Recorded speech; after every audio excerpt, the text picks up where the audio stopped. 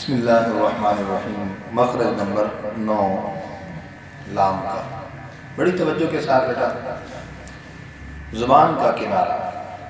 اب یہ ترتیب تو پتہ ہی ہے، زبان کا کنارہ اسی طریقے سے آپ نے یاد کرنا ہے۔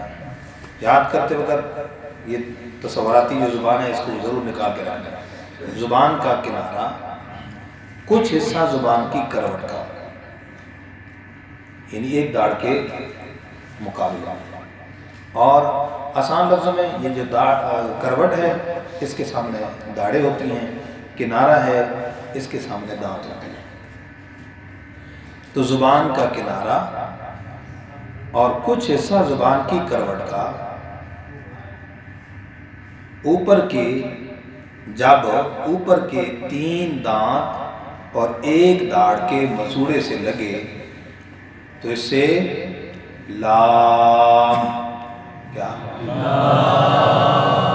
ادا ہوتا ہے۔ سمجھ آگی بات؟ آگے مخرج نمبر 10، زبان کا کنارہ، زبان کا کنارہ جب اوپر کے 3 دانتوں کے مسوڑوں سے لگے، 3 دانتوں کے، اب ذرا غور کرنا، زبان کی کروٹ کی بات جب کی تھی تو داڑھوں کی جڑ بتائی تھی، یہاں جب بتا رہے ہیں لام اور نون میں تو دانتوں کے 3 دانتوں کے مسوڑوں سے لگے۔ کیسے لگے؟ تو مسوڑے کیسے کہتے ہیں؟ دانتوں کی یہ جڑ ہے اور یہ جو ابھرا ہوا گوشت ہے اس کو مسوڑا کہتے ہیں۔ اس ابھرے ہوئے گوشت کو کیا کہتے ہیں؟ تو زبان کی کروٹ جب اوپر کے 3 دانتوں کے مسوڑوں سے لگے، ذرا غور کیجیے نا، دانتوں کی جڑ نہیں، مسوڑوں سے لگے، تھوڑا سا اوپر تالو کی طرف مائل، تو اس سے کیا ادا ہوتا ہے؟ نون۔ کیا ادا ہوتا ہے؟ مخرج نمبر 11، زبان کا کنارہ۔ اب ذرا غور کریں، پہلے زبان کا کنارہ کچھ حصہ کروٹ کا بھی تھا، اب پھر نون میں زبان کا صرف کنارہ تھا، اب یہاں سے اشارہ کر رہا ہوں، اب کنارہ بھی کم ہو گیا، پورا کنارہ نہیں، ٹھیک ہے؟ زبان کا کنارہ صرف اتنا، 2 دانتوں کے مقابلے میں زبان کا کنارہ جب اوپر کے 2 دانتوں کے مسوڑوں سے لگے، 2 دانتوں کے مسوڑوں سے لگے اور زبان کی پشت، ویسے یہ ساری زبان کی پشت ہے، لیکن را کے مخرج میں زبان کی پشت کا یہ حصہ لگتا ہے، ٹھیک ہے؟ تو زبان کا کنارہ اوپر کے 2 دانتوں کے مسوڑوں سے لگے اور زبان کی پشت اوپر تالو سے لگے، زبان کی پشت اوپر تالو سے لگے تو رو ادا ہوتا ہے۔ کیا ادا ہوتا ہے بھائی؟ رو۔ جی، ان تینوں حرفوں کو، لام، نون، رو، ان کو طرفیہ کہتے ہیں، اس لیے کہ یہ زبان کی طرف سے ادا ہوتے ہیں، کنارے سے، طرف سے، ٹھیک ہے؟ آگے نمبر کیا ہے؟ 12، زبان کی نوک جب سامنے کے اوپر والے، جو الفاظ میں عرض کر رہا ہوں یہی کہنے ہیں، یہی لکھنے ہیں، زبان کی نوک جب سامنے کے اوپر والے 2 دانتوں کی جڑ سے لگے، 2 دانتوں کی جڑ سے لگے، زبان کی نوک جب سامنے کے اوپر والے 2 دانتوں کی جڑ سے لگے تو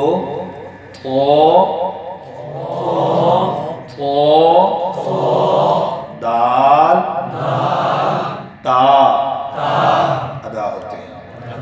سمجھ آگے بات؟ ان کو کیا کہتے ہیں؟ نطعیہ۔ کیا کہتے ہیں؟ آگے چلتے ہیں، زبان کی نوک، مخرج نمبر 13، چلو میرا جی، زبان کی نوک جب سامنے کے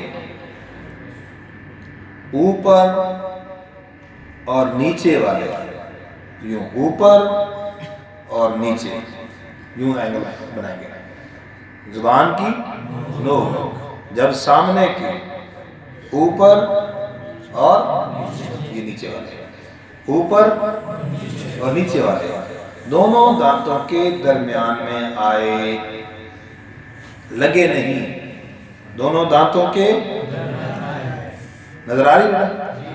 بشیر صاحب نظر آ رہی؟ زبان کی نوک جب سامنے کے اوپر والے اور نیچے والے دونوں دانتوں کے درمیان میں آئے، لگے نہیں، تو اس سے صاد سین زا ادا ہوتے ہیں۔ تو یوں سمجھے کہ دانت آپ کے بند ہوں گے، دانت آپ کے بند ہوں گے۔ اب دانت بند کیسے کرنے؟ دانت بند کیسے کرنے؟ کہتے ہیں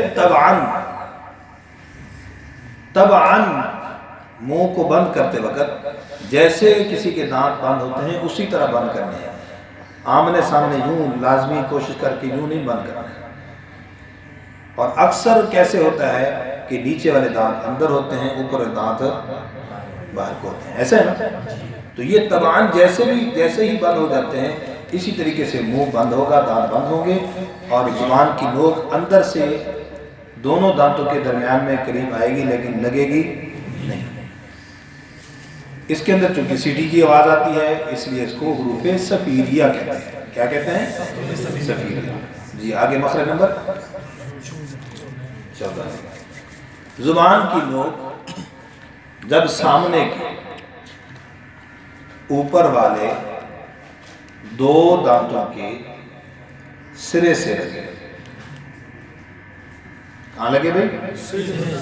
زبان کی نوک جب سامنے کے اوپر والے دو دانتوں کے سرے سے لگے تو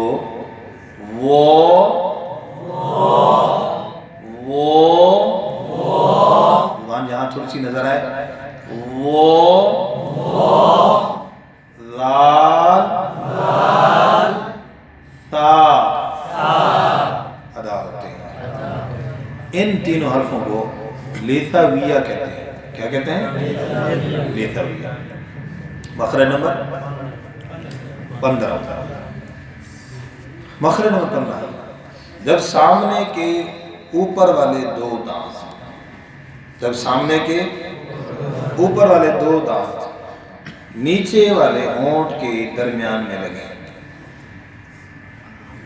جب سامنے کے اوپر والے دو دانت نیچے والے ہونٹ کے درمیان میں لگے تو فا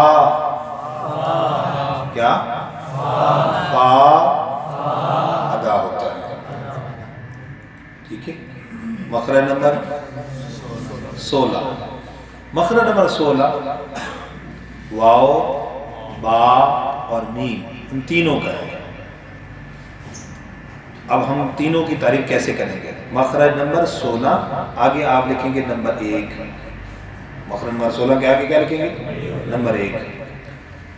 دونوں ہونٹوں کو ناتمام گول کرنے سے، کیا عرض کیا؟ دونوں ہونٹوں کو ناتمام گول کرنے سے واو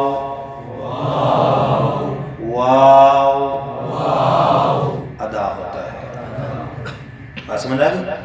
دونوں ہونٹوں کو ناتمام گول کرنے سے۔ جی نمبر 2، دونوں ہونٹوں کے تری والے حصے کو ملانے سے، دونوں ہونٹوں کے تری والے حصے کو ملانے سے با ادا ہوتا ہے۔ کیا ادا ہوتا ہے جی؟ با۔ مجھے دیکھیے گا ذرا، یہاں پر جو با کو بس زور لگا دیں، با یوں، با، یہ غلطی ہوتی ہے، چاہے اس پر شد ہی کیوں نہ آ جائے، یوں نہیں ہوگی۔ ہونٹ ایسے، تو ہونٹ کیسے بند ہوں گے؟ دیکھیے گا، با با، یعنی آپ طبعاً جب ہونٹوں کو، منہ کو بند کرتے ہیں تو طبعاً جیسے آپ کے گیلے جو ہونٹوں کا حصہ ہے وہ آپس میں آرام سے ملتا ہے، یہی حصہ آرام سے ملنے سے بعد آ جائے، ٹھیک ہے؟ اس لیے زیادہ زور اور تکلف، زیادہ کوشش کرنے کی ضرورت۔ نمبر 3، دونوں ہونٹوں کے خشکی والے حصے کو ملانے سے، دونوں ہونٹوں کے خشکی والے حصے کو ملانے سے میم ادا ہوتا ہے۔ اب اس کے اندر بھی ذرا توجہ والی بات ہے کہ میم جب ادا ہوتا ہے تو اس میں بھی جب ہونٹوں کا خشکی والا حصہ ہے تو بعض دوست سمجھتے ہیں کہ شاید یہ جو حصہ ہے یہ جو داڑھی کے ساتھ ساتھ لگ رہا ہے اور ادھر یہ مونچھوں کے قریب قریب، شاید خشکی والے حصے سے مراد یہ ہے، تو اس لیے پھر یوں پڑھ لیتے ہیں میم، تو یوں نہیں ہے، بڑی توجہ دیجیے گا اس پر، یوں نہیں ہے، ٹھیک ہے؟ تو خشکی والے حصے سے مراد کیا ہے کہ آپ جب طبعاً جب ملاتے ہیں ہونٹوں کو، جیسے ایسے بیٹھے ہوتے ہیں، یہ طبعاً ہونٹ ملے ہوئے آپ کے، اس سے کیا آ رہا ہوتا ہے؟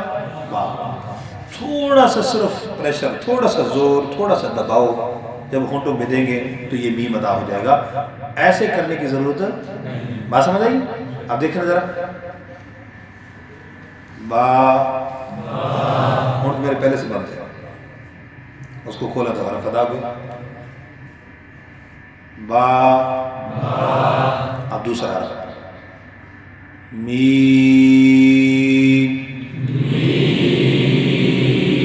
ہونٹ وہیں پہ بند ہے میرے، بیٹھا ہوں آرام سے، سمجھ آ رہی ہے؟ ہاں یہ ٹیکنیکل پوائنٹ ہے بھائی، دنیا بڑی باریکی کی، کیونکہ آپ علماء کرام ہیں، قرائے کرام ہیں، تو بالکل باریک بینی کے ساتھ ذرا غور کیجیے گا۔ میم،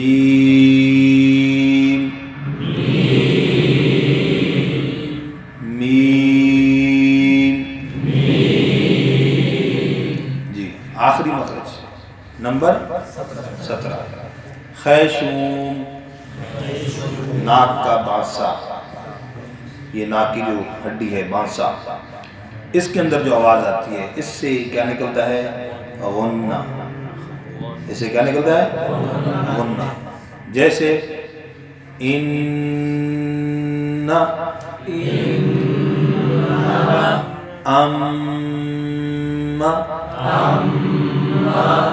جی، تو آواز کہاں جا رہی ہے؟ تو ناک کے بانسے میں آواز کا جانا، یعنی خیشوم، اس سے کیا ادا ہوتا ہے؟ مخارج مکمل ہوتا ہے۔